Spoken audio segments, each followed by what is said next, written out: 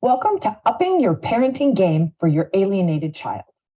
My name is Lisa Rothfus, and I'm a licensed clinical social worker here in Austin, Texas, with over 35 years of experience working with children and families. I specialize in reunification therapy and working with alienation issues. I even offer a 4-day intensive program for children who have been severely alienated from their parents. I've worked for 9 years in the Texas family court system as a guardian ad litem, a court-appointed therapist, and a co-parent counselor, and I'm a board member for Family Access. Parenting really changes dramatically when you get separated or divorced. Now you move into a stage of co-parenting together, and each of you have your own style. One of you may be more structured, the other more flexible. You may have different thoughts about education, extracurriculars, phones, video games, money, or any of the other millions of things that you have to deal with when you're raising a child. Sometimes when you're together living in the same house, you can negotiate a middle ground with your parenting styles. Or one parent just gives in to the other parent's style. For some people, this is even one of the main reasons they get divorced. After the separation or divorce, parents seem less motivated to negotiate. It's often impossible to come up with middle ground. In fact, I've found that after a divorce, parents dig in even deeper with their parenting style, feeling that it is the best for the children. After a divorce, the stakes are higher, and keeping a relationship with your child becomes more important than ever. What if you're stricter than your ex? Kids don't normally like rules, even though they are good for them. Are your kids going to stop wanting to come to your house? What if your ex uses your strictness to drive a wedge between you and your kids? It would be nice to think that parents would put aside their differences and act like adults, but what if they don't? I see this in my practice nearly every single day. A co-parent who has had their child or children alienated from them because their parenting style was different than their ex's.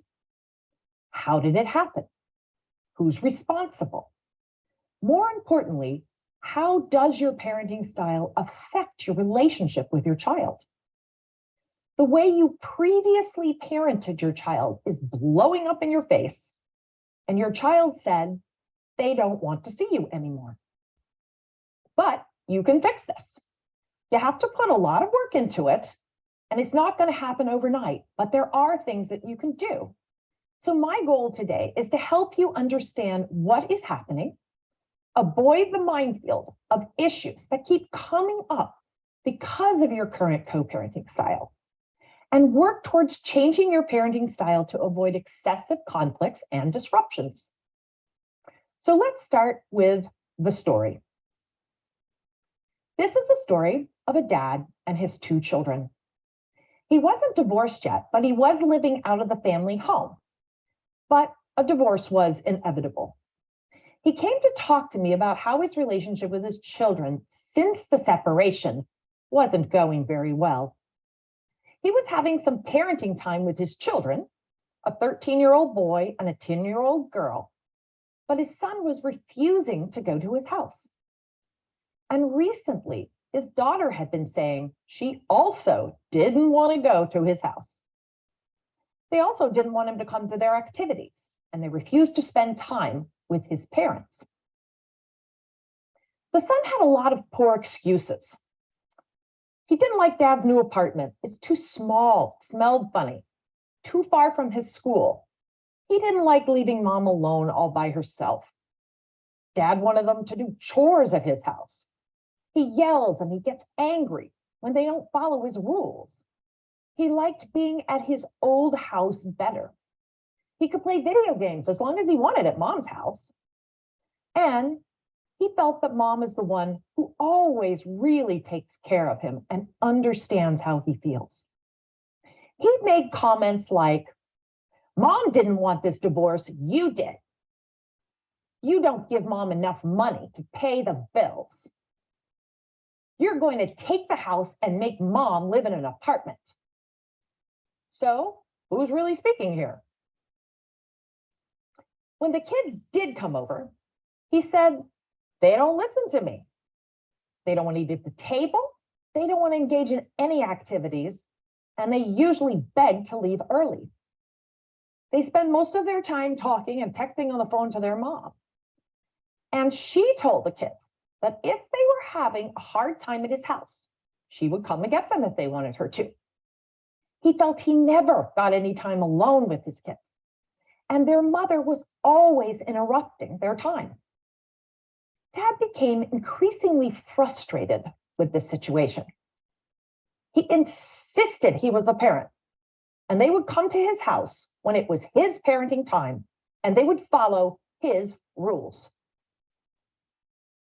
Now, as often happens in this kind of high conflict divorces, the dad began to feel the shift in power in the parenting role between himself and his soon-to-be ex-wife. He began to realize that whatever he said was not carrying any authority anymore in the eyes of his children. They knew mom would just come and get them if they didn't like being at his house or his rules, and they would leave. This left him feeling powerless and angry.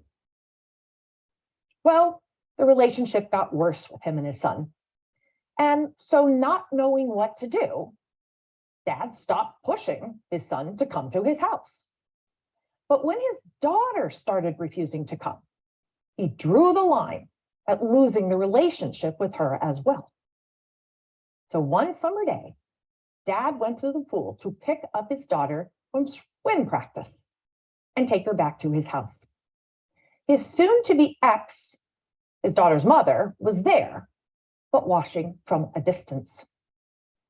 He approached the daughter saying, "It's time to go," reaching for her. His daughter began to raise her voice loudly, saying, "I don't want to go with you. I don't like going to your house. I want to stay with my brother and mom." He got busily frustrated with her, and he said, "It's my parenting time and you're coming with me." He went to grab her arm and take her to the car. But as he did this, his son stepped in front of his sister and said, "She's afraid of you and she doesn't want to go with you. And she doesn't have to go with you if she doesn't want to." Dad said, "Stay out of it. This is an issue between me and your sister. You need to back off. You're not the parent here." But he didn't back off. In fact, he continued to yell at his dad and finally pushed him away. Dad was stunned and angry that he pushed him and tired of arguing with his son. He finally reached out his hand and pushed his son out of the way so he could get to his daughter. When he did this, his son fell back and tripped over a pool toy behind him, falling to the ground and landing on his wrist. The son began to scream in front of everybody, "You pushed me down and hurt me. Stop abusing me and my sister. This is why we're afraid of you and we don't want to go to your house." His son was crying by now, and everybody was staring at them, and his son began running away from the pool. The dad said he felt really upset that his son had fallen down, and he went after them immediately. The mother and daughter had been standing at the side watching, but now they followed the dad and son too. When the dad caught up with his son, he tried to explain, "I didn't mean to hurt you. I just wanted you to stop interfering." He said to him, "If you would not have interfered, you wouldn't have gotten hurt." Well, this made the son even angrier at him, and he started to yell louder that he should just go away. He never wanted to see him again. Dad didn't know what to do at this point, but the situation was not getting better. So mom finally told the dad to leave and let her handle it, which he did. But on his drive home, he felt so embarrassed and ashamed. He didn't mean to hurt his son, but he had to maintain discipline. He was the adult. He would never abuse his kids. How did this happen? What do I do? And then it got worse. The mother took the son to the police station the next day to file an abuse report against the father. Needless to say, the kids refused to go to his house after this incident. I wish I could say this is an uncommon story, but that wouldn't be the case. Every day, parents come into my office and tell me how they are being disconnected and estranged from their child once they separate and get divorced. And it often involves some incident in which the parent blew up at the child when feeling frustrated and disempowered by the situation. When I work with parents experiencing any stage of alienation with their children, I say to them, parenting a child who is becoming alienated from you is very different than parenting a child in which you have a secure attachment and an ongoing daily relationship. I tell them the parenting game has now changed on them, and they have to up their parenting game if they want to keep any kind of a relationship with their child. I tell them this situation will require improving your parenting skills, learning new strategies, and parenting with more awareness overall. I say, I know this doesn't feel fair, but if you don't change your response to your child's behavior, you will push them further into the alienating parent's narrative about you, how you don't know how to parent and you're an unsafe person to be around. The alienating parent is looking for a way to discredit you in your child's eyes. Don't give them the opportunity. So you're going to have to start parenting differently. I start talking to them about various parenting styles and how certain parenting styles can make a situation like this even worse.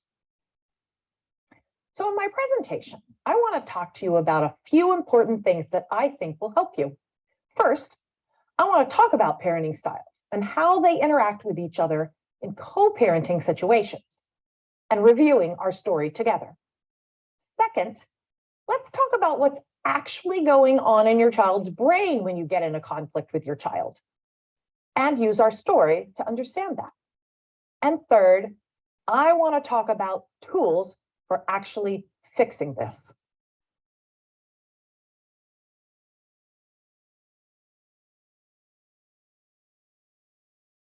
So let's talk about parenting styles. Basically, there are 6 kinds of parenting styles I would like to talk to you about today. First, authoritarian drill sergeant style, the permissive style, the uninvolved style, the helicopter parenting style, the free-range parenting style, and finally, the authoritative coaching parenting style. So let's talk about authoritarian drill sergeant parenting. These parents are clearly in charge, and children are expected to fall in line no matter what. It's less nurturing, more limits, and more rules. An authoritarian parent lacks flexibility because the overarching rule is, it's my way or the highway. This kind of style views respect as a one-way street. Children have to respect parents, but parents don't necessarily have to respect children. And this works better when children are younger, but begins to backfire big time when children get older. Permissive parenting style. This is a very nurturing style, but with few limits. Permissive parents want to be their child's best friend. And permissive parents also force children to make many choices, oftentimes before they're ready. If you always allow your child to do whatever they want, they will never understand that in the real world, there are consequences to their actions. And this is one of the styles often used by an alienating parent. In my story, mom has a very nurturing, permissive style of parenting, allowing her son to do mostly what he wants. Uninvolved parents. Now, they're permissive minus the nurturing. Uninvolved parents are completely hands-off. They're often distracted with their own life, their personal relationships, their work. If the child doesn't like something, they can do what they want, and the parent isn't there to encourage them to follow any rules. This style is also often used by an alienating parent. And the child likes this style because they are pretty much left to do whatever they want to do. Helicopter parenting. Helicopter parents want to protect their kids. They want to keep them happy, set them up for success so badly that they become over-involved in their lives, and they wind up micromanaging their child's life.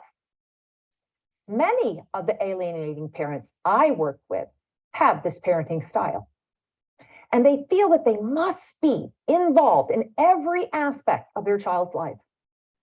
They particularly don't like their children being at the other parent's home, where they feel the other parent can't really meet the needs appropriately of the children.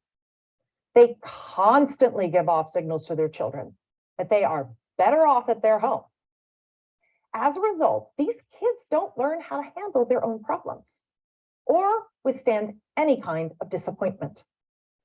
It doesn't prepare the child for the real world, and it doesn't equip them with resiliency.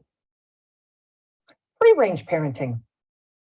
Now, you might not have heard of this one quite so much, but in free-range parenting, there is somewhat of a permissive type of parenting style, but it can include plenty of rules and guidance. They trust kids to do more by themselves, thinking that they can handle these things. They believe they grow more resilient once they discover their own resourcefulness. But if parents apply it to a child who isn't ready for more independence, it can veer into a neglectful territory. This is another parenting style used by the alienating parent, which can be particularly dangerous, as it often empowers the child to feel they are more in charge than the adults. These kids often say, "I can do whatever I want." Authoritative coaching style. This parenting style enforces rules, but not without discussing them and the reasons behind them. Kids are welcome to provide input and ask questions, though they don't get the final say. Rather than telling them, "just do as I say," you're able to have a dialogue, respond, be flexible. This is the sweet spot between authoritarian and permissive parenting. And research shows it strikes the best balance of all the parenting styles. So what's your style? Most cases I work on have parents with very different styles.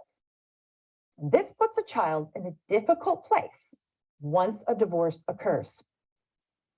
If one parent is more permissive and excessively nurturing, and another more structured, inflexible, or less empathetic, the child often gravitates towards the less permissive, more uninvolved, more free-range parenting style. And parenting styles often get accentuated in cases where alienation is occurring. If both parents don't encourage and require the child to stick with each parent's allotted time, alienation begins to creep in. What's your ex's parenting style? This is another important question to ask yourself.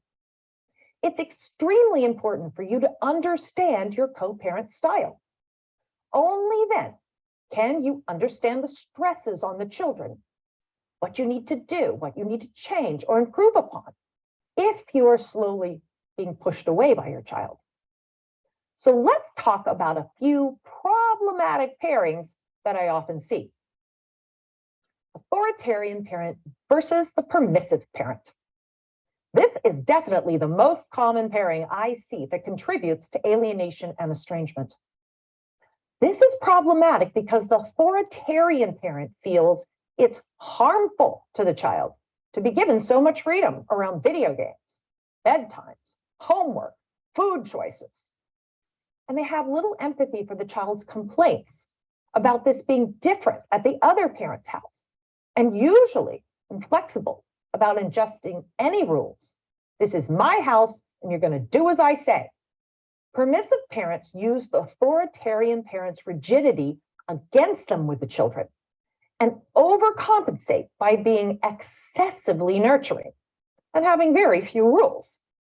Permissive parents want to be their child's best friend, which they feel wins them favor with the child and makes their house the more comfortable house, more relaxed, more fun. Your dad just doesn't understand you kids. They constantly check on their children by text or phone when at the other parent's house to see if the other parent is being unreasonable, which they often label as abusive. Authoritarian versus helicopter parenting. Now, the authoritarian parent is very inflexible, as we talked about before, and more hands-off. And mistakes by the child are often met with fairly strict consequences, being excessively harsh or out of proportion to the misbehavior. And the child feels they have been unfairly treated and not listened to. The helicopter parent wants to protect their child from the harsh, critical parent and feels that the child's happiness and instant gratification of their needs is of primary importance. They will go out of their way to do things that the other parent wouldn't do because they don't really understand the child's needs the way they do. They become micromanagers of their children's lives and at the time they spend, even with the other parent. Their over-involvement may take the form of excessive phone calls, texts, and things like, do you need anything? Didn't your dad take you to get new shoes? Don't worry, I'll do it when I come to pick you up. Authoritative versus uninvolved. Now, authoritative coaching parents, as we talked about, are more flexible. They do enforce rules, but not without discussing them and the reasons behind them. Kids can provide input and ask questions. They don't make the final decision. Even though this is considered to be the most effective parenting style of all the ones we've discussed, it can even be problematic with an uninvolved parent. Their reasonable rules and discussions fall short of the uninvolved parent's reluctance to take a stand on any parenting issue, feeling the child should mostly do what they want, and their absence makes it too much trouble to rearrange their life and get more involved. Let them go to bed when they get tired. They'll be fine. Let them play video games if they want. What's the big deal? Uninvolved parents often are not physically or emotionally present with their children, being preoccupied with their work, their trips, their friends, their relationships with significant others, or struggling with issues such as drinking or severe depression. These kids come to really resent the authoritative parent having any rules and feel they don't need any adult helping them with their life choices. They've been on their own a lot. They don't need anyone telling them what to do now. If the authoritative parent doesn't do what they want, then they say, you never listen to me, which really means you're not doing what I want you to do, and I don't want to be around you anymore. I like running my own life. So, what is the least effective parenting style for a parent whose children are being alienated from them? That would definitely be the authoritarian parent. What's the most effective style for a parent whose children are being alienated from them? That would be the authoritative coaching style. Now, the authoritative coaching style, this is the most appropriate style for parents who are being alienated. And rather than telling them what to do, You have conversations and dialogues with them around why they are upset with you, why they need to be at your home, why you need them to follow certain rules. They can feel comfortable to ask questions and bring their concerns to you if they are having issues and they don't understand things that are going on between the two homes. They can have a voice, but they don't get the final vote. Now, I'm not saying this style will totally prevent alienation issues from occurring, but I am saying it is your best option against losing your relationship with your child. So let's go back to the dad and the son and talk about our story again. Well, I think you can all figure out by now that the dad style is authoritarian and the mom style is permissive. And this, of course, is one of the worst pairings. So let's look at the dad's mistakes and see where he went wrong. Mistake number one. When dad enters the swim practice area, he immediately becomes frustrated by the situation that he encounters with his daughter. And he begins acting aggressively with his daughter, saying, "It's my parenting time and you're going with me." He goes to grab her arm, take her to the car. This is the do what I say approach. Mistake number two. Son steps in front of the dad. Dad puts his finger in the son's face and orders him in a loud, angry voice, "Stay out of it. This is an issue between me and your sister, and you need to back off. You're not the parent here." Telling the child what he needs to do, acting aggressively with his words and his actions. Mistake number three. Dad becomes physical, pushes the son away, and stumbles and falls. Now, the son did push the dad first, but what gets focused on is dad's pushing. This opened the door for the son to say, "Dad's hurting me, he's abusing me." This makes dad look very bad in the eyes of his children and everyone else around him. Mistake number four. Dad lectures his son. He said to him, "If you would not have interfered, you wouldn't have gotten hurt." This made his son even angrier with him and yell louder. Why didn't this style work? This dad did not mean to hurt his son or his daughter, but he is used to telling his children what to do and having them do it. Now, this authoritarian style that he used in the marriage had worked pretty well previously for two reasons. First, the kids were younger, and you can get away with this style more when children are younger. And number two, dad and mom were still living in the same house. The balance of power had not shifted so dramatically yet, and the children were still seeing both parents an equal amount of time. To understand why authoritarian parenting doesn't work, you have to look into the science behind this style. I have always had a passion for studying how the brain works in various kinds of situations. And I often try to weave a little bit of this information into my therapy sessions to help parents and kids understand more about how the brain works under circumstances.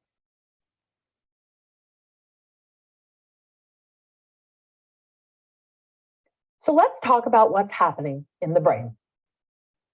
What's going on inside your kid's head? Often, our parenting responses have been so ingrained in us and are so automatic that we've never thought about why a particular style isn't working. But if you understand more about the science behind the developing brain and how it works, you can begin to adjust your parenting skills to accommodate your child's behavior. So let's talk about what happens to a child's brain when someone acts aggressively or shows aggressive body language or lectures them or orders them to do something, threatens them.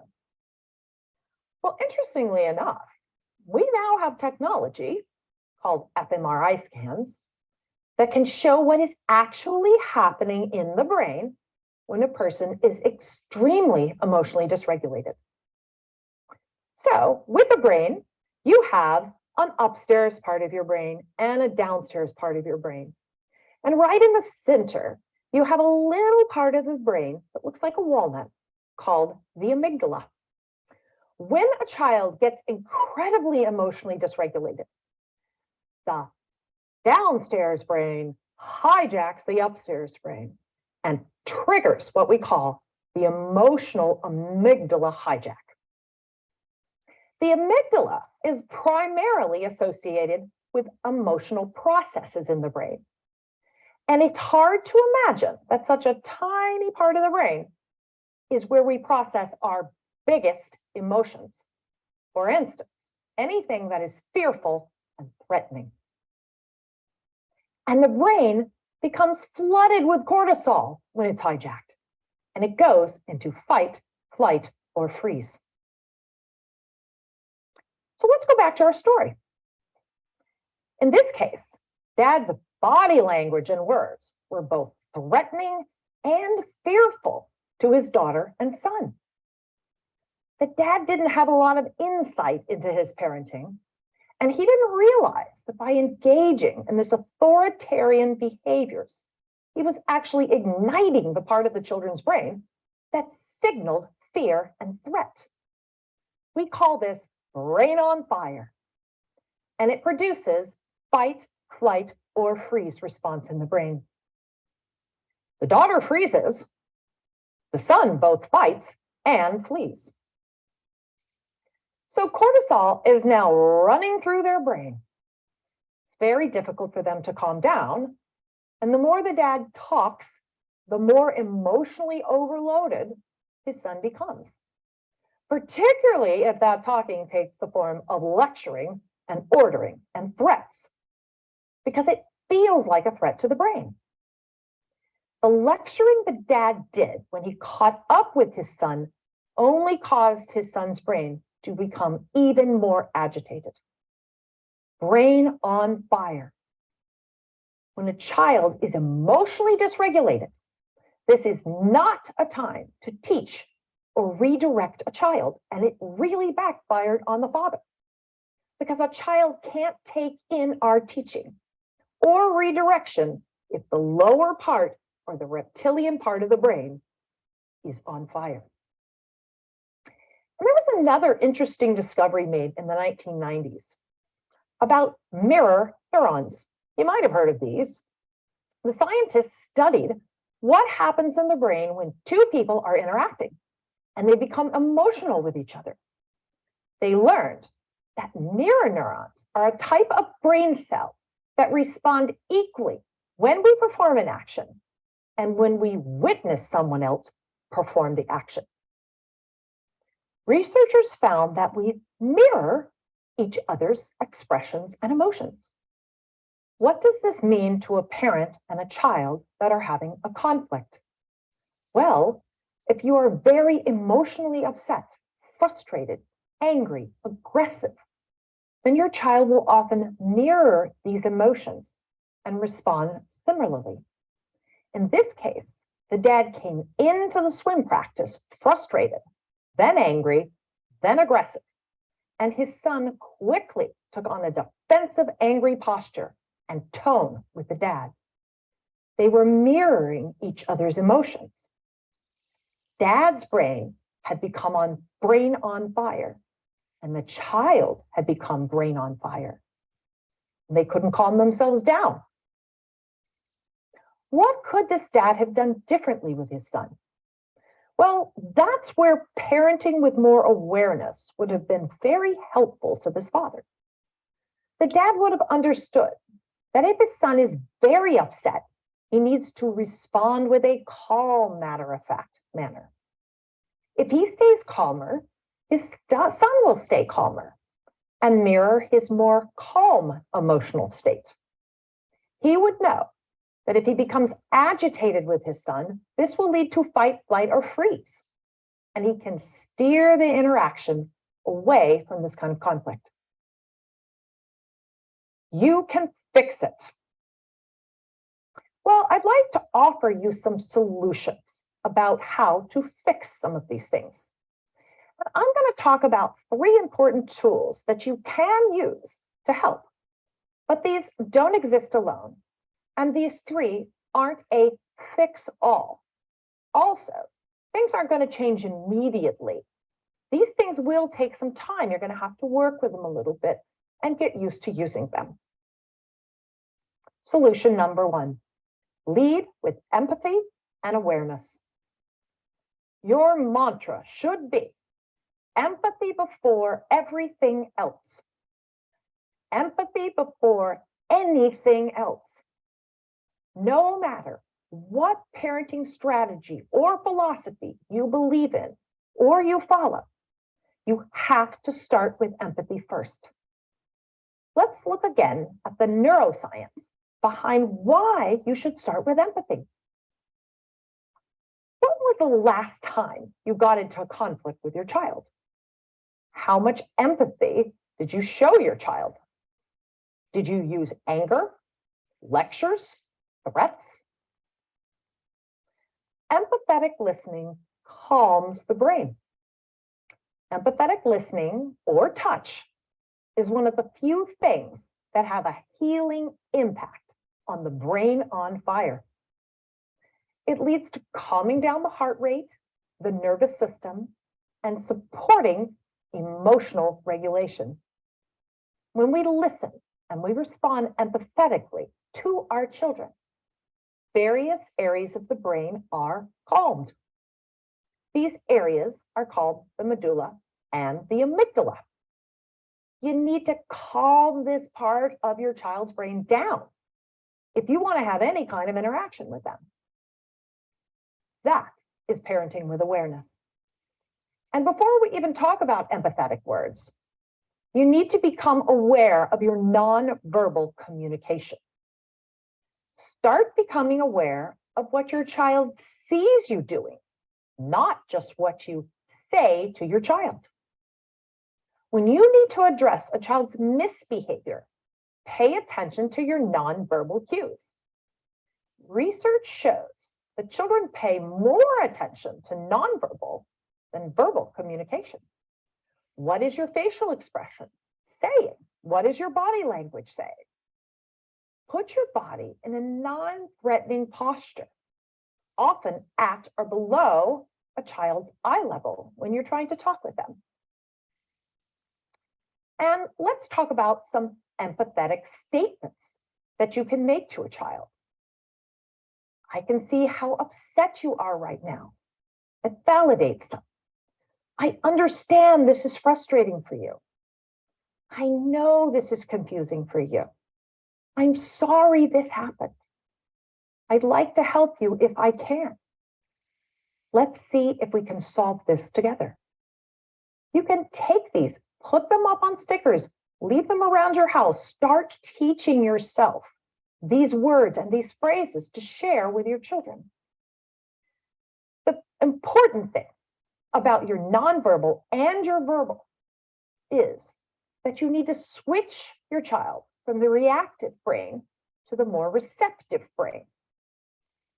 And empathy gives all parenting techniques this power.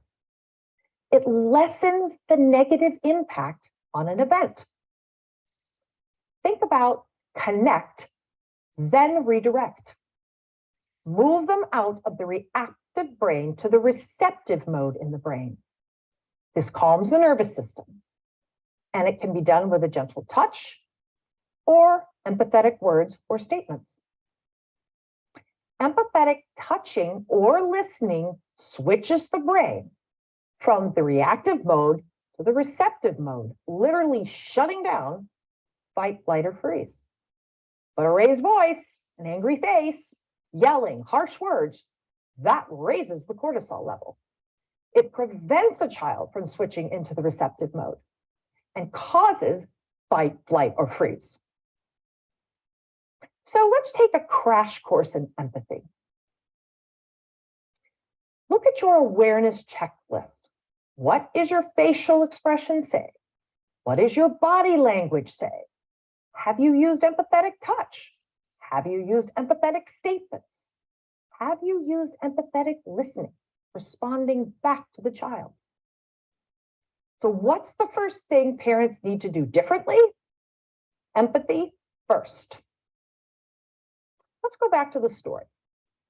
If Dad had started with empathy for his daughter, she might not have been feeling so frightened or scared.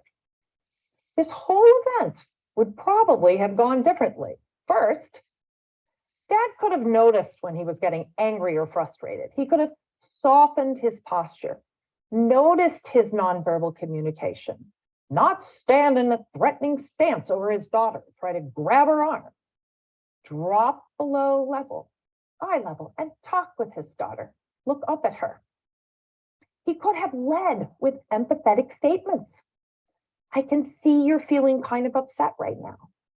Why don't you finish your swim practice? I'll wait over here. We can talk later. This is a less threatening approach and would have calmed her brain down. Now, the dad doesn't have to totally leave, but he also doesn't have to keep aggressively pushing his agenda either. If he had been less aggressive with his daughter, I think the son would not have felt so compelled to overreact and protect his sister. Dad and son's angry, frustrated emotions mirrored each other, and this quickly escalated the situation. So that is solution number one. Lead with empathy. Solution number two, shared dignity. So let's go back to our story for a moment. At the end of the big conflict between Dad and his son, you might remember that Dad ended up feeling ashamed and embarrassed by his behavior. He was so upset and frustrated that he ended up crying and running away. So what else could this dad have done differently to avoid getting into this power struggle? How can you avoid having major power struggles with your child that don't leave you feeling angry, upset, frustrated by your own behavior? Let's talk about what happens in the misbehavior cycle. In the misbehavior cycle, an adult shows anger and frustration at the child, much like Dad did as he entered the swim practice and was angry at both his son and his daughter. Consequently, they both began to misbehave immediately. And because of the misbehavior, they all ended up feeling very badly about themselves. And the situation begins again. One of the most important principles to remember about parenting is that anger, frustration, lecturing, and threats fuel unwanted negative behavior. You have to become aware when power struggles are about to occur. Ask, am I repeatedly getting into a power struggle with my child? If you are, stop. Start examining your own behavior and ask yourself, what do I really have the most control over? Do I really have control over my child's behavior, how they choose to respond in a particular situation? Do I have control over their emotions, how they choose to feel about a particular situation? And if you're really being honest with yourself, you'll know that you don't actually have control over those things. The thing you have the most control over is your own behavior. So, authoritative parents set firm limits in loving ways without anger, frustration, lectures, or threats. And the truth about power and control is that nobody wins a power struggle. Nobody feels good when they're in a power struggle.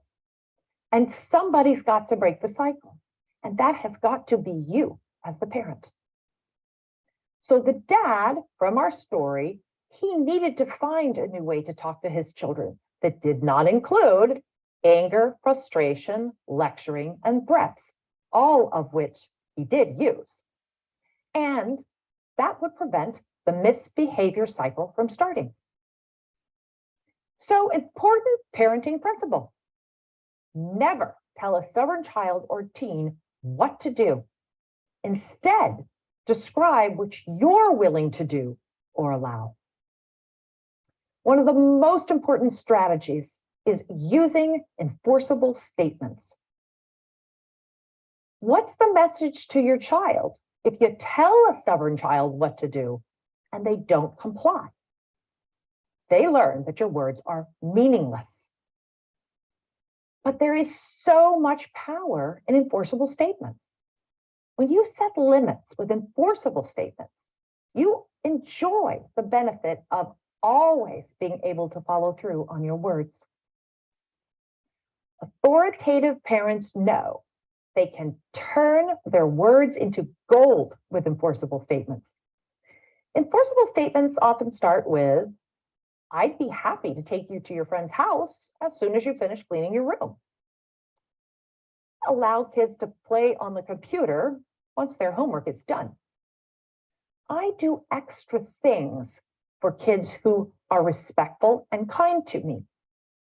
I allow a teenager to have a phone if they are doing well with their grades in school.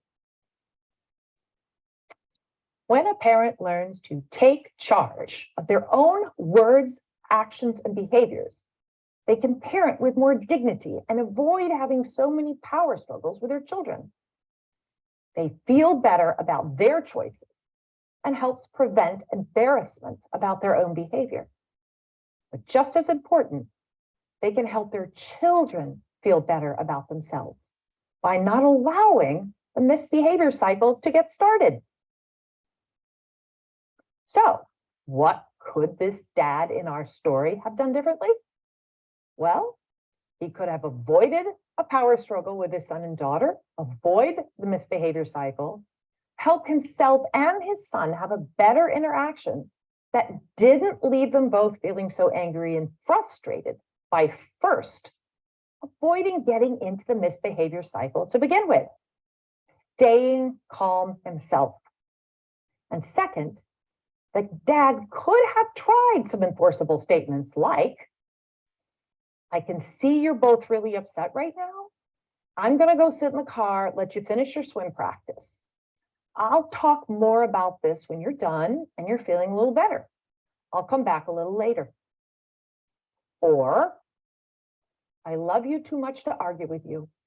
I'll talk with your mom and set up another time for us to see each other tomorrow." In both examples, the dad is saying what he will do, not what the children will do. The most important thing to remember is that no one wins a power struggle. Having negative interactions with your children will not make them want to spend more time with you and will not build the relationship. If your child is being more severely alienated, what should you do?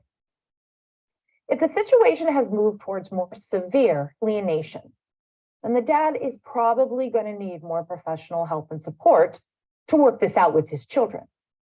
But the last thing he wants to do is to continue to engage in negative interactions over and over and over again with his children.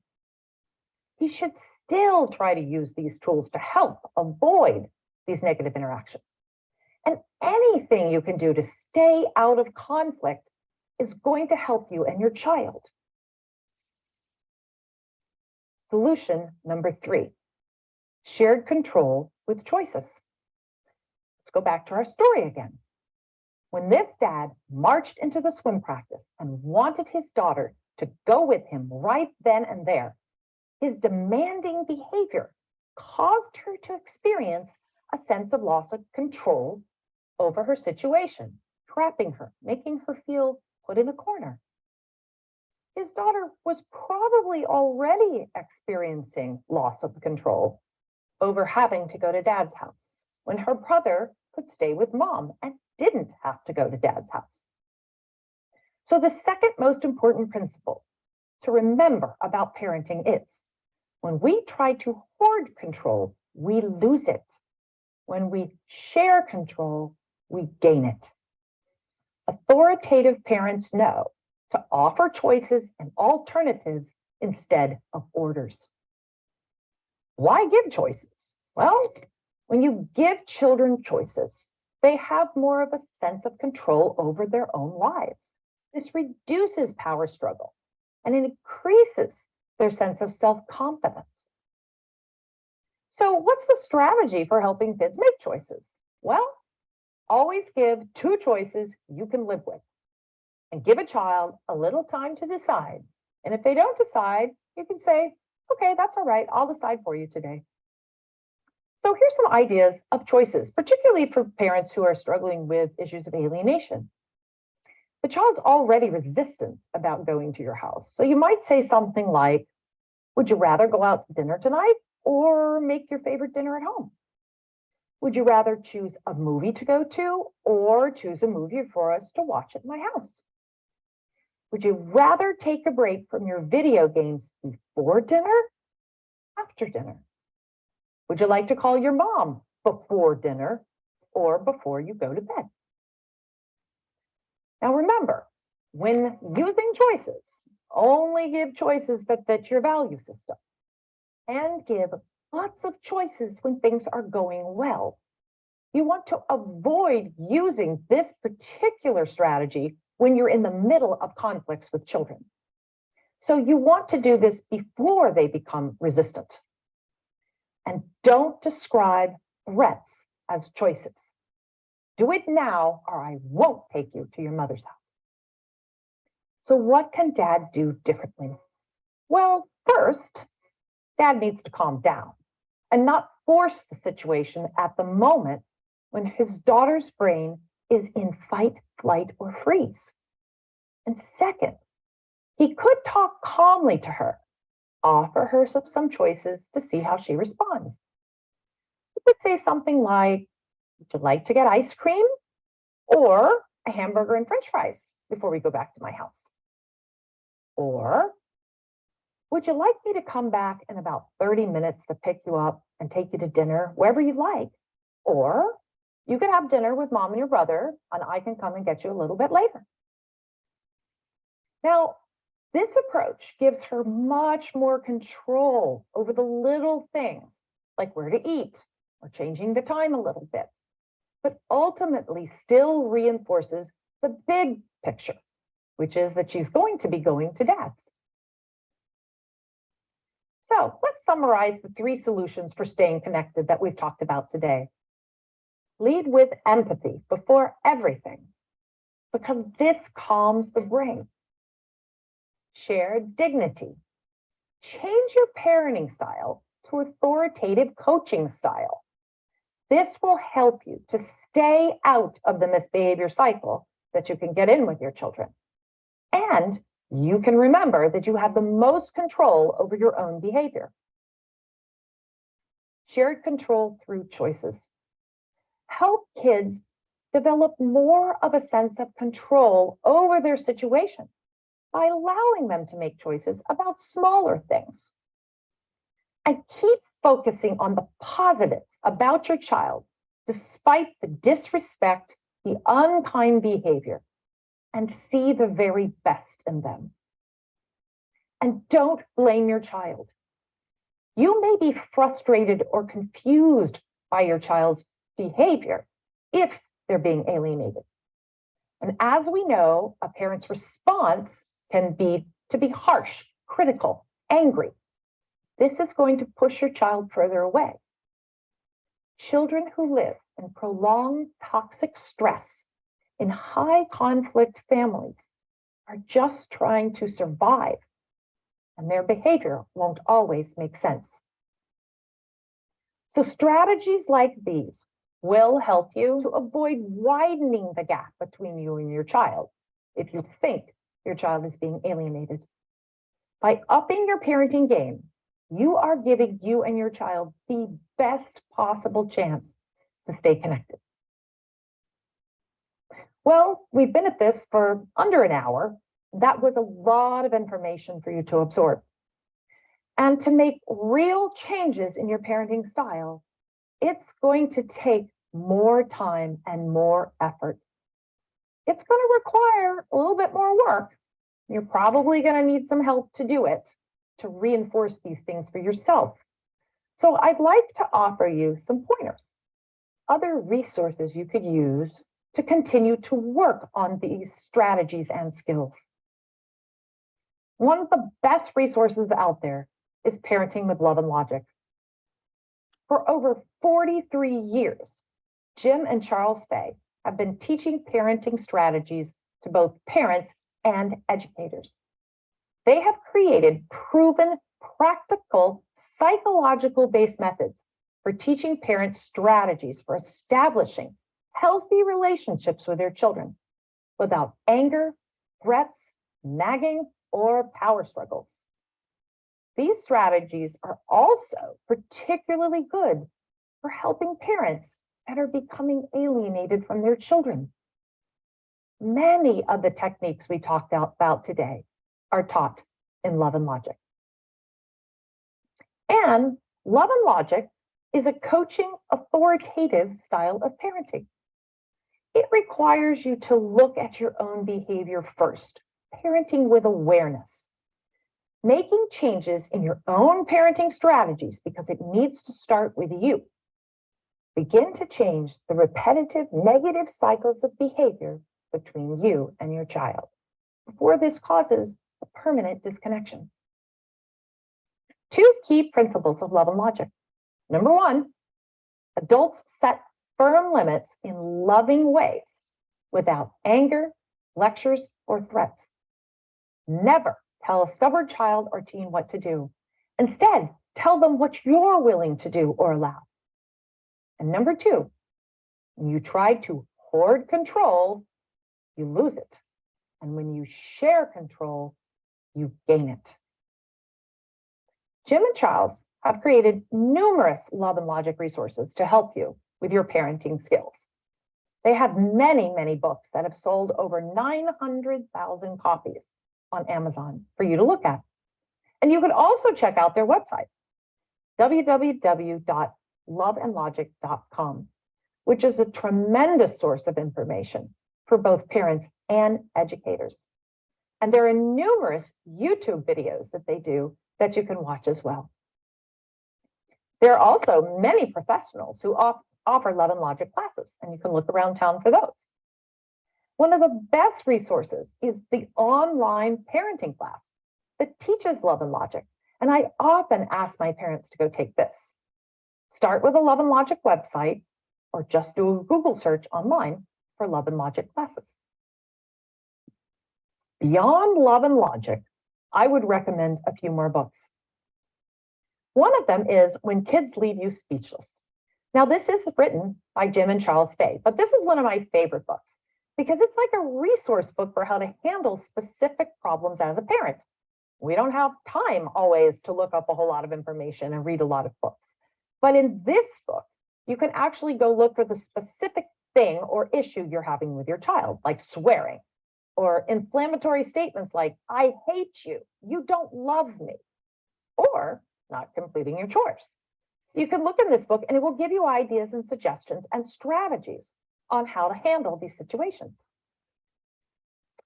And if you're interested in more about your child's brain, check out these books.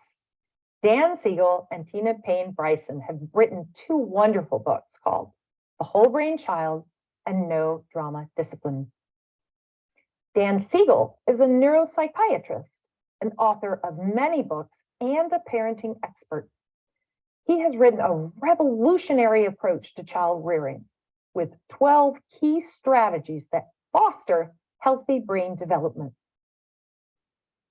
And some good sources dealing with alienation are Surviving Parental Alienation, A Journey of Hope and Healing by Amy Baker.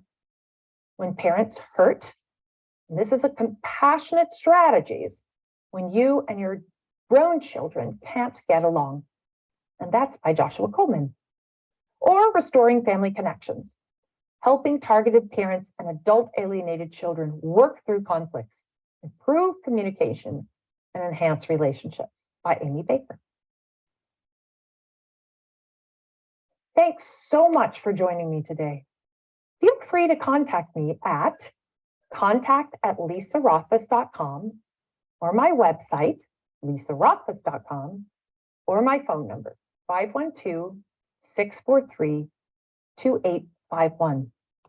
And check out my YouTube videos, including What Alienated Children Won't Tell You, and my videos on reunification and alienated parent issues. I'm Lisa Rothfus, and this has been Upping Your Parenting Game for Your Alienated Child.